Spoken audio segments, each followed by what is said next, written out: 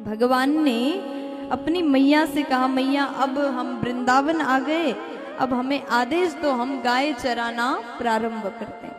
मैया बोली, लाला तू अभी छोटा है, अभी से गाय चरा करके क्या करोगे? भगवान बोले, हमारे पिताजी, हमारे संपूर्ण ब्रजवासी गौ माता का सेवा करते हैं, तो हम क्यों वंचित रह जाएं? इसलिए माँ आदेश करो, हम गौ सेवा करना चाहते हैं। भगवान ने जैसे गौ सेवा के लिए माँ से कहा, मैया बोली, लाला तू अभी छोटा है, इसलिए गाय नहीं बछड़ा लेकर के चले जाओ। तो भगवान के सखा मिल करके बछड़ा को लेकर के वृंदावन जाते हैं और बछड़ा चरा करके घर में आते हैं और रोज रोज बछड़ा चराते हैं। और एक दिन कन्हैया बोले अपने सखाओं से, देखो रोज हम एक ही काम कर रहे, कल हम वनभोज करेंगे।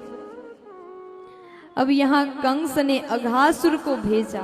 भगवान अपने सखाओं के साथ में वनभोज के लिए जैसे चले गए, अघासुर आया, अजगर के रूप में विशाल अजगर अपने मुंह को खोल करके बैठा था। भगवान के सखा ने समझा कि विशाल गुफा है, यहीं जाकर के वनभोज करेंगे। जैसे अंदर गए, भगवान ने देखा अब अगर हम नहीं जाएंगे तो ये सबको मार देगा।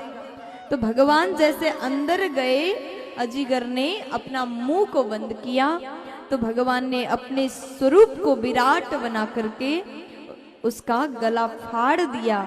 इस प्रकार आज अघासुर का वध हो गया। बोलिए कृष्ण कन्हैया लाल की जय हो। अब भगवान गए वनभोज करने के लिए, लेकिन एक सखा अपने घर से खट्टा मट्ठा लेके आया था। उसको लगा कि ऐसा मट्ठा मैं कन्हैया को कैसे दूं। एक कोने में जाकर के, झाड़ियों में जाकर के उसको पी रहा था। भगवान उसको ढूंढते हुए गए और जल्दी जल्दी मधुमंगल ने मट्ठा को पान कर लिया। भगवान जब तक पहुंचे पूरा खत्म ही हो गया। तो गाल से जो बह रहा था उसी को भगवान ने चाट लिया। और इस प्रेम को देख करके ब्रह्मा जी को लगा कि ये भगवान कैसे हो सकते हैं। देखो, भगवान की लीला पर कभी शंका नहीं करना चाहिए, क्योंकि वो सर्व सामर्थ्यवान है।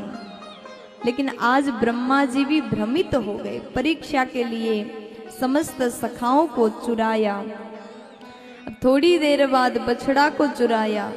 भगवान समझ गए और आज कन्हैया सब कुछ स्वयं बन जाते हैं। 1 साल तक भगवान जैसे सखा थे वो बन गए, बछड़ा बन गए, उनके वस्त्र बन गए, उनके लाठियां बन गए, सब कुछ कन्हैया बन गए।